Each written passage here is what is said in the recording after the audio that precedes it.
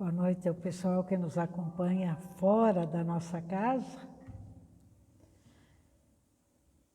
Que possamos permanecer na paz de Jesus. Eu resolvi trazer este assunto para todos nós, porque Chico Xavier foi um missionário do Cristo do século passado. Tem recebido diversas homenagens.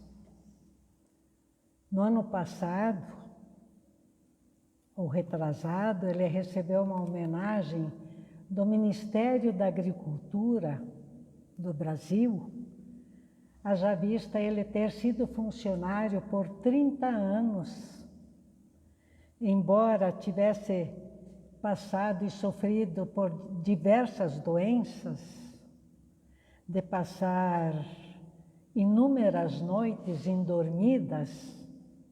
Nesses 30 anos de atividade dele no serviço público, ele nunca teve uma falta sequer. Então, ele recebeu essa homenagem há uns 2 anos atrás.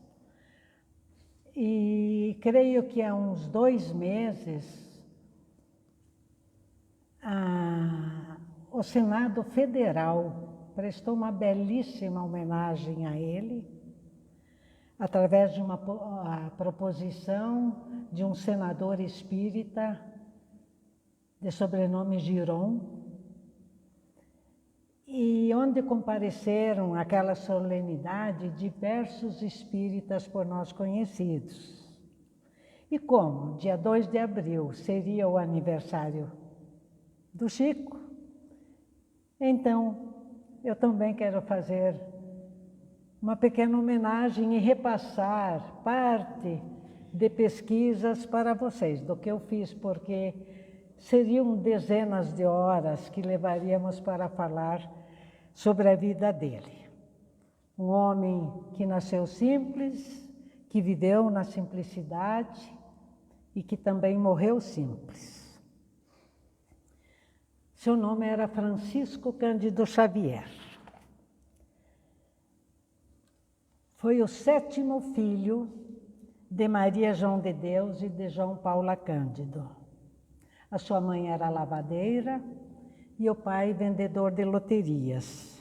Não das loterias de hoje, mas loterias que eram compostas por folhas grandes, coloridas, e ele tinha que se deslocar para fazer essas vendas, né? E ele nasceu em Pedro Leopoldo, Minas Gerais, no dia 2 de abril de 1910. Mas entre os 4 e 5 anos de idade, ele ficou órfão de mãe. E o pai, naquelas condições de pobreza, e como tinha que trabalhar, ele obrigou-se a distribuir os 8 filhos entre amigos, padrinhos e da família também. E Chico foi morar com uma madrinha, uma senhora irritadiça e até obsidiada, com quem ele sofreu maus tratos e muitas humilhações. O pequeno menino passava fome, costumava levar 3 surras por dia, levava garfadas na barriga, era obrigado a lamber as feridas de uma filha dela. Mas ele já mostrava sinais de mediunidade naquela época, era um menino estranho, diferente. Isso, ele muito triste, ele ia se refugiar no pátio ou no quintal para chorar, e lá aparecia-lhe a mãe em espírito. E ambos conversavam. Esses contatos com a mãe lhe valeram muitos castigos e muitas incompreensões. E a mãe lhe dizia: tenha paciência, meu filho. Você precisa crescer mais forte para o trabalho. Quem não sofre, não aprende a lutar. Tempos depois, seu pai casou-se novamente, de modo que recolheram então os 8 filhos a pedido da madrasta, que era de uma alma boa e caridosa. E o casal então teve mais 6 filhos, fechando uma conta então de 14 rebentos. A pobreza da família era grande, mas todos trabalhavam, desde preparar a horta, para vender legumes e verduras e também poderem estudar. E ele cuidava de uma plantação, uma grande plantação de alho. E quando ele ia regar essa plantação com o regador, era a oportunidade que ele tinha sempre de se comunicar com os espíritos. E ele, menino, então ele só começou a estudar com 8 anos de idade. Quando voltava da aula, ele ia trabalhar numa fábrica de tecidos, onde lá ele trabalhava até madrugada, em torno de 11 horas de atividades. Foi naquela fábrica de tecidos onde ele prejudicou o seu pulmão, os pulmões, problema esse que ele carregou para o resto da vida, porque ele sofria de angina. Aos 12 anos, ele venceu um concurso estadual em Minas Gerais, um concurso de redações intitulado O Primeiro Centenário da Independência do Brasil. E quando ele foi receber a premiação, ele não queria aceitá-la, porque ele dizia, não fui eu que escrevi, foi um homem que ditou isso para mim. Com 15 anos recém, ele recebeu o primeiro par de calçados, que ganhou de um padre que era amigo dele. E no início da adolescência, chegou a passar inúmeras noites em claro, sentia angústias enormes, tinha visões, além das dores de dente e ouvido. Ele era perturbado por espíritos que não o deixavam dormir e o induziam ao suicídio. E pela manhã ele corria em busca do padre para pedir socorro, pedir ajuda. Mas o padre nada esclarecia, ele dava penitências e penitências, né? Dizendo assim, é o demônio, Chico, mortos não voltam para conversar. E ele retrucava, padre, mas minha mãe também fala comigo. E conversar com a mãe lhe fortalecia. Ela lhe dava o conforto que os vivos lhe recusavam. Era considerado mentiroso e um perturbado mental a ponto de o pai querer interná-lo para tratamento mental. E depois, então, o pai desiste desse intento. E como a madrasta teve morte repentina, ele, com 14 anos, obrigou-se a trabalhar no armazém do seu padrinho, que ficava na frente da casa deles. Assim, ao mesmo tempo, ele atendia na venda e cuidava dos irmãos e dos filhos dos meio-irmãos, né? Cuidava das tarefas domésticas, além de ter que lidar com a mediunidade, que começou muito cedo. E ele foi educado na orientação católica, foi até catequista. Mas começou a estudar o espiritismo quando uma irmã caiu doente e que fora vítima de obsessão, e ninguém conseguia curá-la. Naquela ocasião, procuraram então um casal espírita que curou a irmã vítima de obsessão. E já naquela ocasião, a mãe dele se manifestou através da médium e o aconselhou a ler o Livro dos Espíritos e o Evangelho segundo o Espiritismo. Já com 17 anos, então, ele participou da primeira reunião mediúnica e logo após ele já trabalhou numa psicografia escrevendo 17 páginas. Em 1931, com 21 anos, aconteceu um fato importantíssimo na vida de Chico. Enquanto ele orava, apareceu-lhe uma figura muito iluminada. Era um espírito de túnica branca, alta, simpático e belo. Aproximou dele e ambos tiveram uma conversa.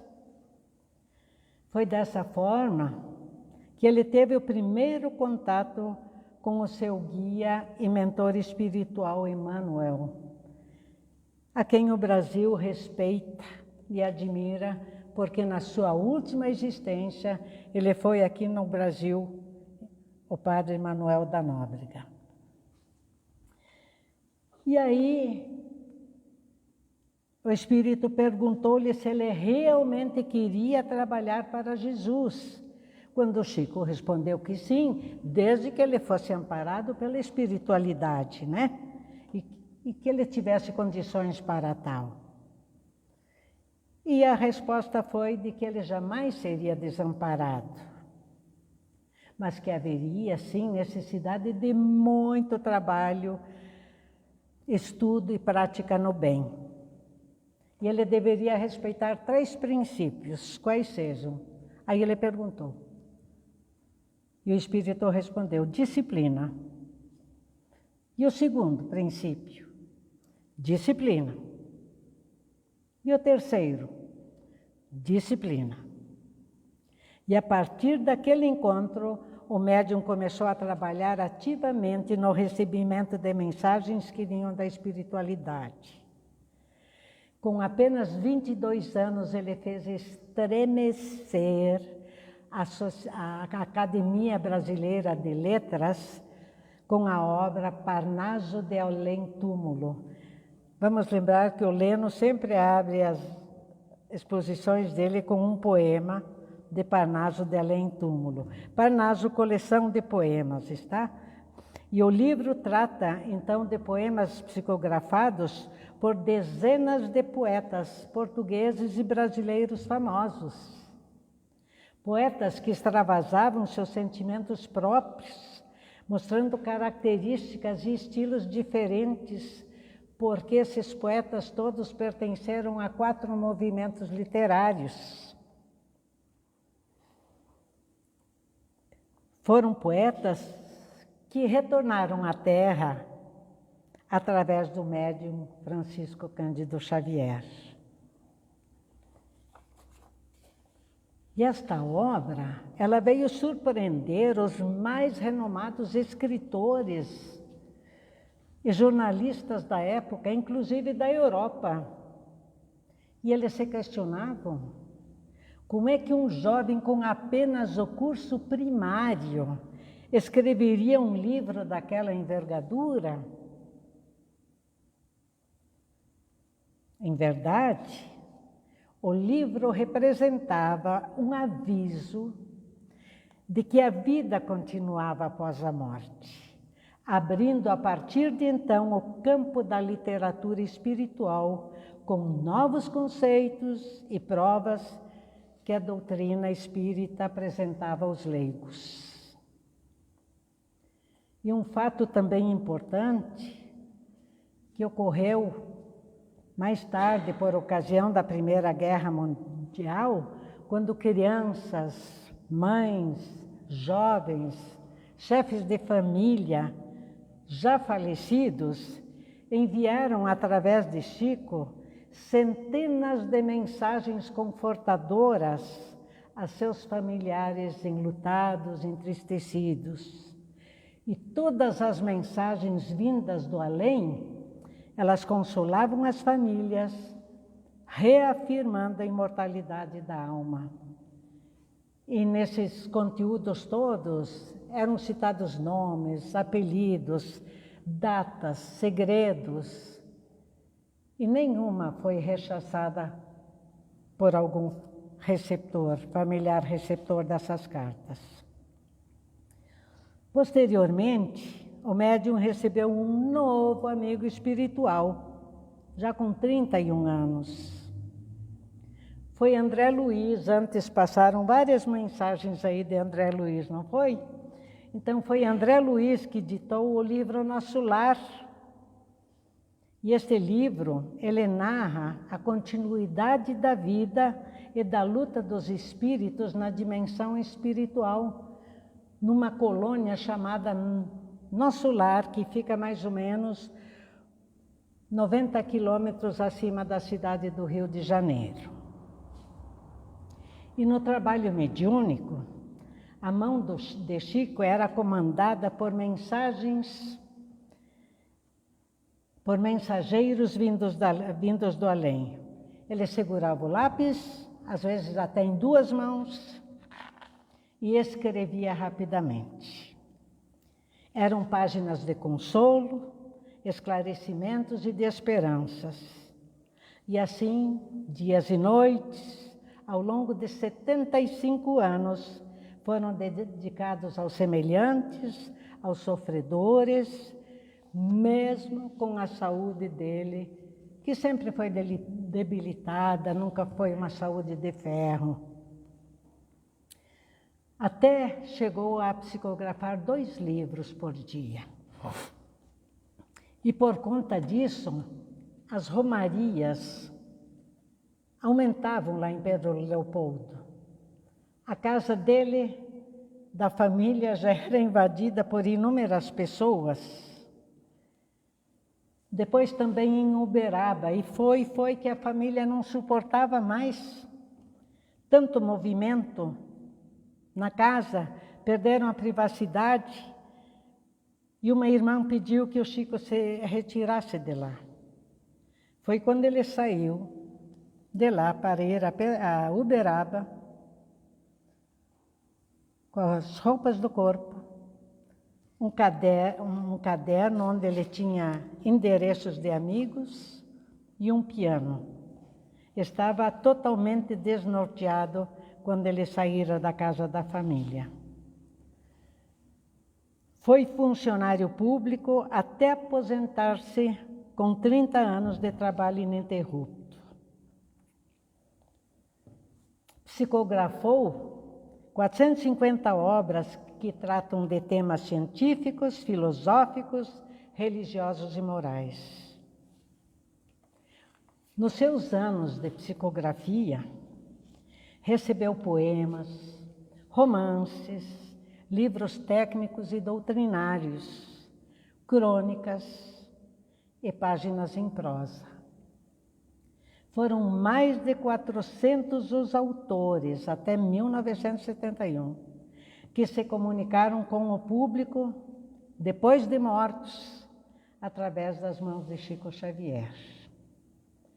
Psicografou obras de vários escritores estrangeiros, como essa de Queiroz, Bocage, M. Berthelot, que foi o criador da termoquímica, de historiador inglês e outros. Emmanuel escreveu, através da mediunidade de Chico, romances como Há 2000 anos, 50 anos depois, Renúncia, Paulo e Estevão, Ave Cristo, todos passados em épocas antigas, na remota Roma, na velha Espanha e na antiga França. Muitos foram os poetas brasileiros psicografados por ele, como Castro Alves, Cruz e Souza, Casimiro de Abreu, Fagundes Varelas, Olavo Bilac e outros. A coleção André Luiz é considerado um verdadeiro monumento da filosofia espírita, um documento do que acontece além do sepulcro. Também fazem parte de sua obra livros de história, ciência, filosofia e religião, Evolução em Dois Mundos, Mecanismos da Mediunidade, Palavras de Vida Eterna. E nós não podemos esquecer da maravilhosa coleção Fonte Viva, que são verdadeiras interpretações teológicas, onde todas essas obras contêm versículos bíblicos que são interpretados por Emmanuel e representam um patrimônio teológico. São mensagens de uso diário que nos fazem muito bem. São elas Vinha de Luz, Caminho, Verdade e Vida, Ceifa de Luz e Fonte Viva. Um ótimo presente, gente. Importante lembrar que Chico nunca recebeu 1 centavo sequer de direitos autorais. Ele destinou todo o lucro de sua produção às organizações espíritas para aplicação em obras sociais e também para a Federação Espírita Brasileira. Até junho de 2002, segundo a revista Época, a venda de suas obras atingiu mais de 50 milhões de exemplares. Muitas delas foram editadas em dezenas de idiomas, servindo algumas para temas de novela, novelas de rádio, de TV, peças de teatro e filmes. Em 75 anos de trabalho mediúnico, Chico recebeu mais de 80 mil cartas do mundo espiritual e nenhuma destas foi contestada. Permanecia entre 12 e 14 horas em reunião. E há quem diga que os espíritos não existem, porque ninguém veio para confirmar ou para dizer algo do lado de lá, né? Mas nós sabemos que eles existem. E esta é a prova maior, né? Ele está, portanto, entre os autores brasileiros mais vendidos e ninguém no Brasil escreveu tanto até então. Desta forma, o sacrifício e dedicação do médium fez com que a doutrina chegasse a todas as camadas sociais, tanto no Brasil como no mundo afora. Vou falar um pouquinho só sobre a personalidade e o caráter do Chico, que foi um homem cuja, abre aspas, um homem cuja expressão de vida estava acima de todos os credos, fecha aspas, considerado o maior médium do mundo e o mais respeitado. A simplicidade era o seu traço predominante, muito sociável, comunicativo, amante da boa palavra. Gostava de tirar sarros, segundo um amigo, gostava de piadas, sempre foi um bom humorista, mas com discrição. Gostava até de anedotas, de provérbios. E segundo médicos e cientistas que analisaram o seu comportamento, concluíram que ele atingiu esses 92 anos graças ao seu humor em qualquer circunstância que fosse. Amava as plantas, gostava de flores, mas rosas eram as prediletas. Tanto que ele plantou rosas ao redor da casa por sugestão e pedido de um espírito. E nas reuniões ele distribuía rosas para as pessoas. Costumava beijar as mãos das pessoas. Quando o elogiavam, ele dizia: eu sou apenas um cisco. Francisco, cisco, final, eu sou apenas um cisco, mas sempre pedia: orem por mim. Orem por mim, era um pedido que ele fazia constantemente. Cachorros e gatos e coelhos sempre fizeram parte de sua vida. teve um cão de muita sensibilidade chamado Delorde. E nas orações da manhã, quando o Chico fazia as orações, esse cachorro punha as mãos na mesa e eu acompanhava o Chico. E muitas vezes esse cão até chorava. Vejam quanta sintonia havia entre ambos. Foi um solteirão. No tocante à sua sexualidade, segundo ele, conseguiu resistir a todos os impulsos, afirmando que isso não fora nada fácil. Não namorou e nem se casou, mas sofreu injustiças e calúnias, devido ao seu modo polido, educado de agir, de tratar as pessoas. E por diversas vezes ele foi duramente e injustamente atacado. O padre jesuíta, o padre Quevedo, que o atacava e atacava a doutrina espírita, isto eu tive a oportunidade de ver através da televisão, de palestras que ele fazia. Outra vez, uma cúpula que rodeava o Chico começou a afirmar que ele seria a reencarnação de Allan Kardec. E Chico negava isto firmemente, afirmando que muito admirava Kardec e que o mesmo exercia grande influência sobre ele.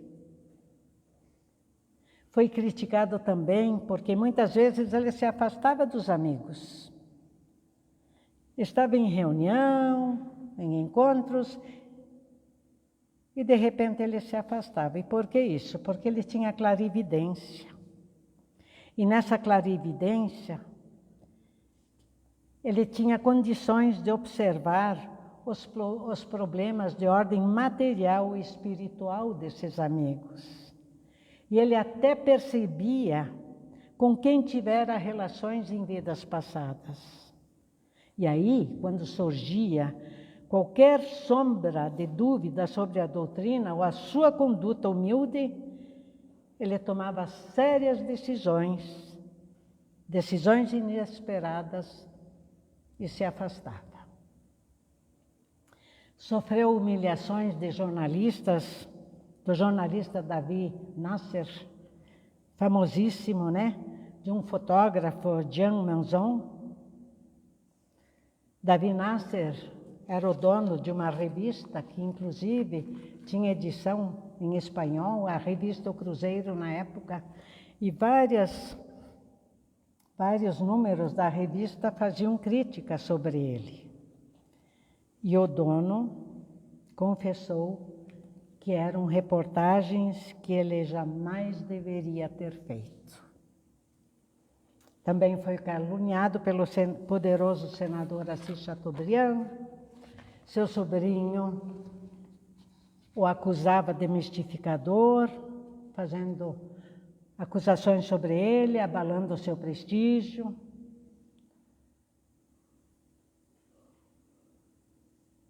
E além disso, ele viveu pressões, entre aspas, ditaduras terrena e espiritual. Terrena foi quando ele foi usado, entre aspas, por um patrão seu, que o convidava todas as quartas-feiras durante 20 anos para fazer reunião mediúnica na fazenda desse patrão. Ali vieram centenas e centenas de mensagens que ficavam para esse patrão que o dominou por todo esse tempo sem nunca ter divulgado alguma. Foi um tirano, né? E até a própria FEB o limitava, porque quando editava seus livros, quase não permitiam a interferência do Chico na edição das obras.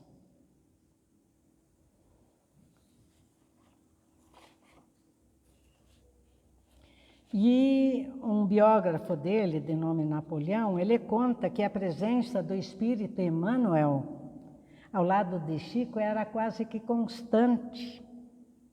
Ele controlava-o em todas as ações. não tinha vida própria. O vestígio de seus poderes permanecia porque ele foi Públio Lentulus, senador romano, lá na época da Boa Nova, né?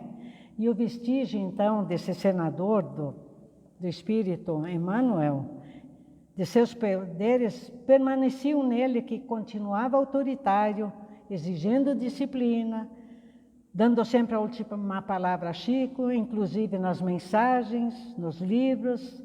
Também controlava o comportamento de Chico, as suas saídas para encontros, para festas e tudo mais.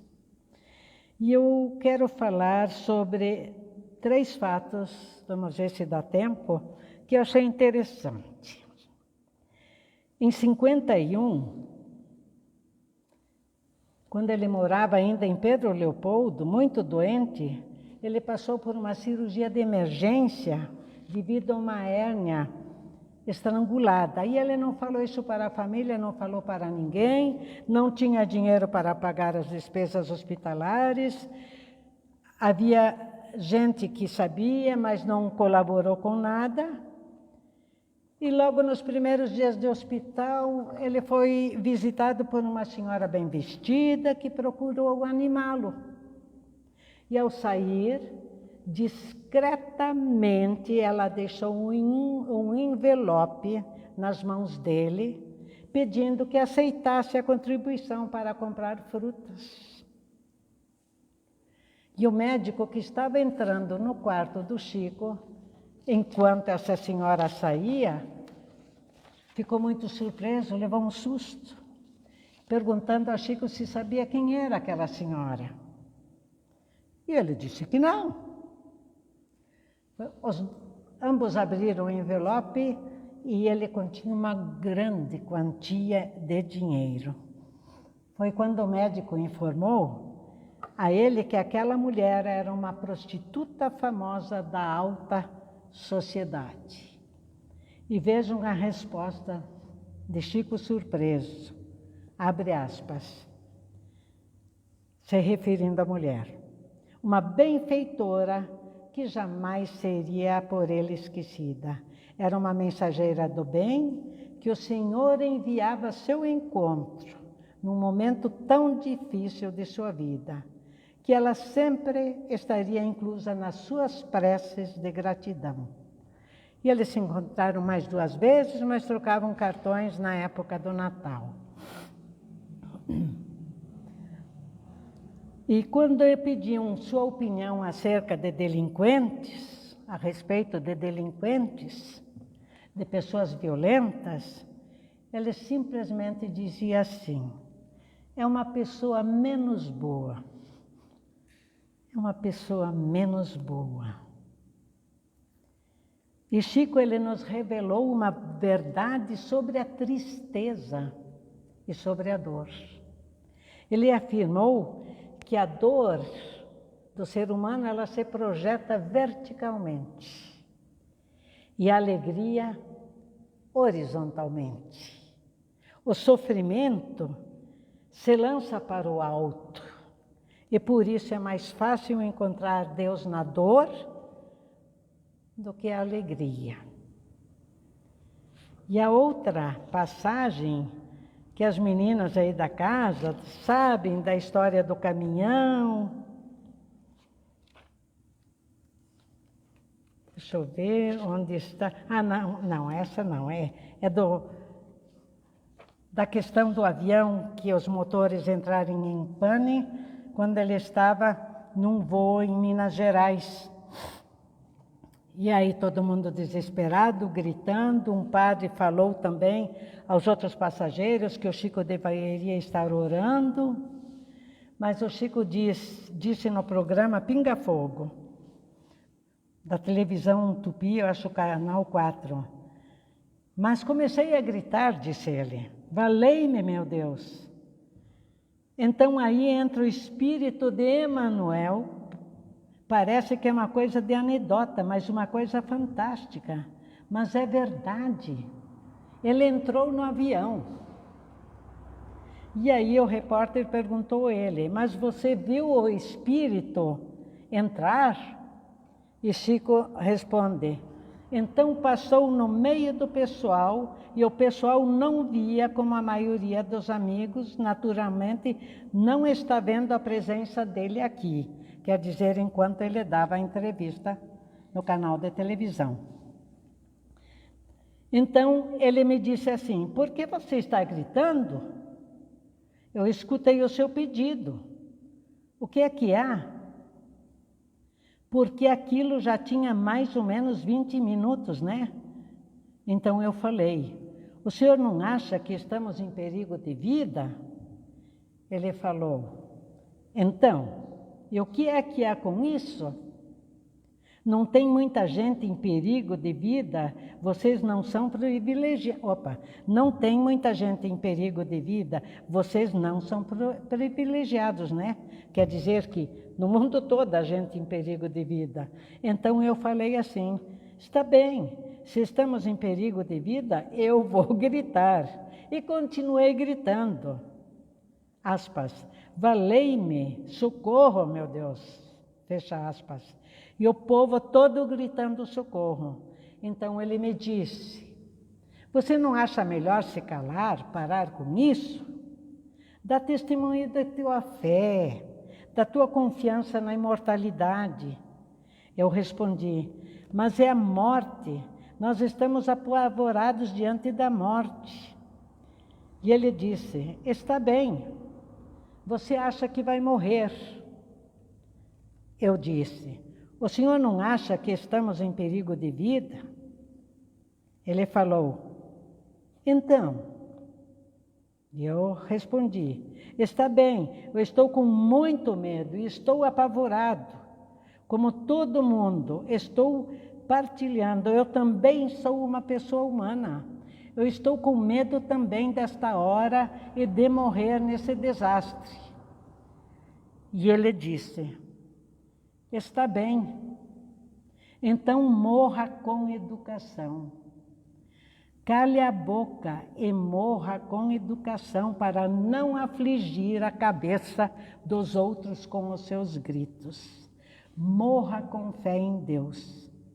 Eu disse então: eu quero só saber como é que a gente pode morrer com educação.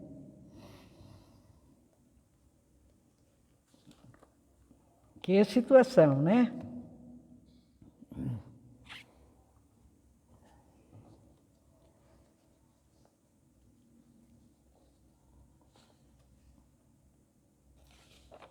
E aí, com o passar dos anos, pulei uma parte, mesmo bastante doente, sempre Chico fazia atendimentos.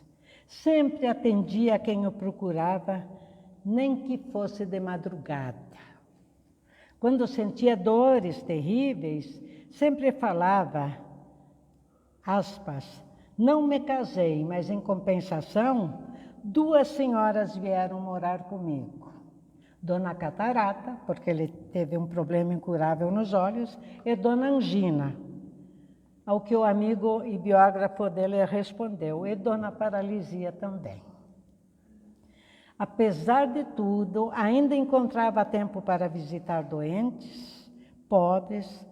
Os tanzanianos visitavam o Hospital do Fogo Selvagem.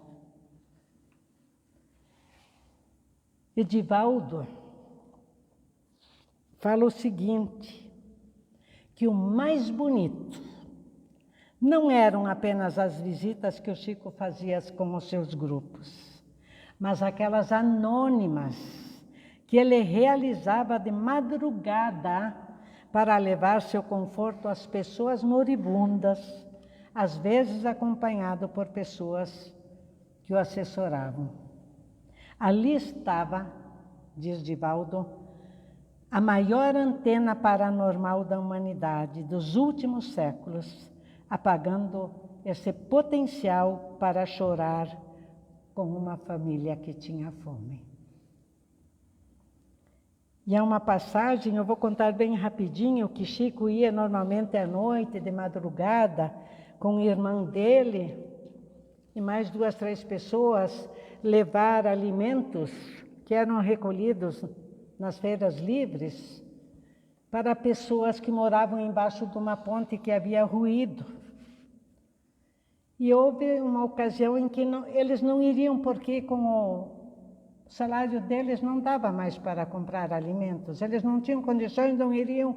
Foi quando o Dr. Bezerra de Menezes, benfeitor espiritual, falou a ele que deveriam ir sim, que levassem pelo menos água, que ele iria fluidificar a água.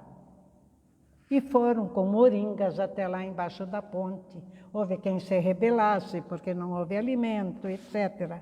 Quando de repente aparece um caminhão com um motorista, e o motorista pergunta: quem daqui é Chico Xavier? Aí ele se manifestou. Ele diz: pois é, eu tenho uma carga aqui no caminhão, que recomendaram entregar na sua casa, mas como estava fechado, o que aconteceu? Um senhor de barbas brancas me conduziu até aqui. Esse senhor de barbas brancas era o espírito benfeitor Bezerra de Menezes, que na sua última vida, a existência aqui no Rio, era conhecido como médico dos pobres. E veio um caminhão lotado de mantimentos, vindo através de um senhor que fora atendido por Chico tempos antes, quando teve notícias do seu filho querido que havia falecido.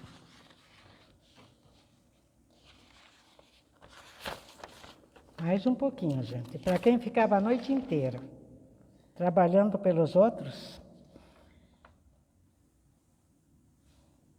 Então, em 1981, ele foi indicado para o Prêmio Nobel da Paz e obteve 10 milhões de votos.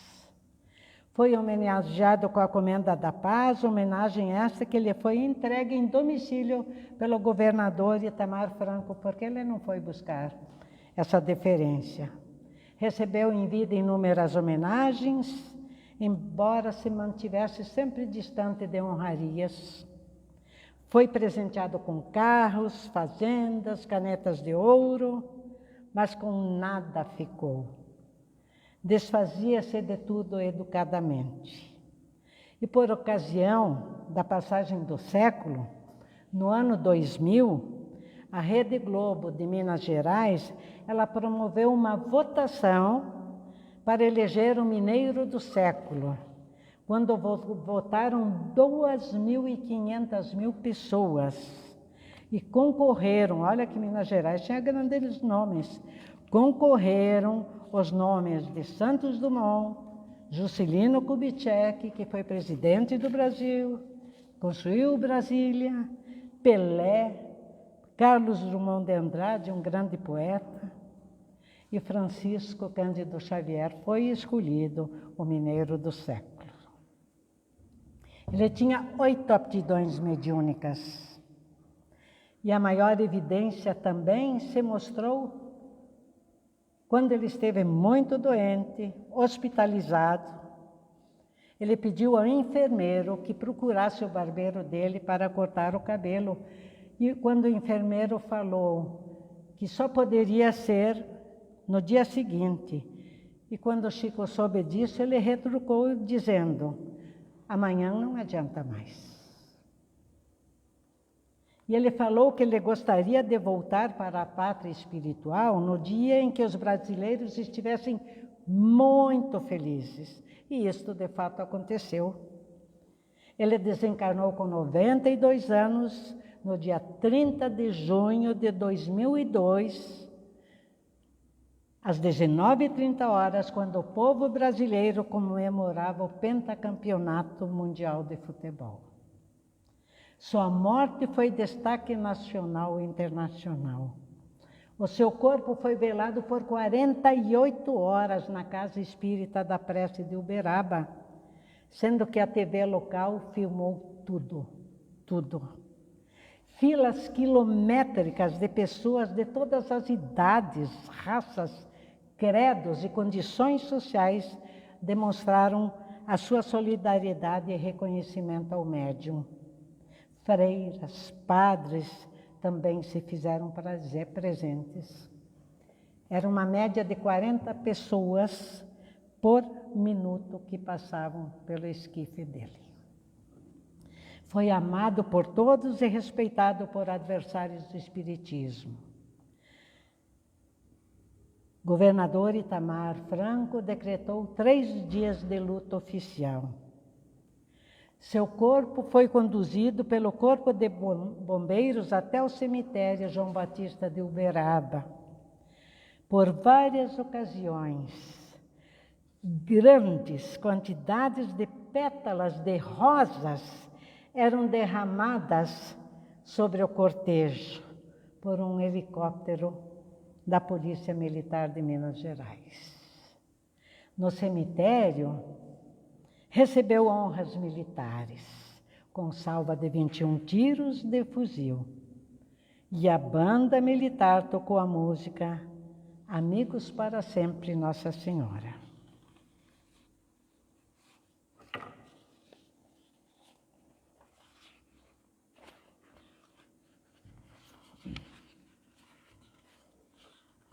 E assim, então, a gente vai se encaminhando para o final, porque temos lições maravilhosas desta criatura fantástica, que só foi exemplo positivo para todos nós. Eu me sinto pequeníssima diante do que este homem fez, deste trabalho abnegado, de renúncia, de divulgação do Espiritismo mundo afora, que morreu tão simples, como viveu a vida toda, como nasceu. Que Ele nos sirva sempre de inspiração, de conselho, de inspiração para o trabalho no bem, porque Ele foi recebido por Cristo Jesus logo que Ele desencarnou. Ele subiu ao céu, foi levado, porque Joana de Ângeles descreve a chegada dele no mundo espiritual. Quando Jesus disse assim, descansa um pouco, meu filho. Gente, foram 92 anos de trabalho, sofrimento, dores, doenças, e com tudo que ele fez, e Jesus diz, descansa um pouco, meu filho. É um espírito iluminado, missionário de Cristo, aqui no Brasil.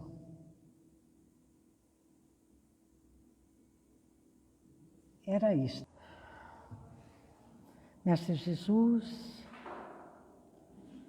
obrigada, Senhor, por mais esse dia em nossas vidas, pelo nosso bem-estar, pela nossa família, nosso trabalho, nossas dificuldades, desafios, provações, que nos fazem crescer, que nos levam a Deus Pai.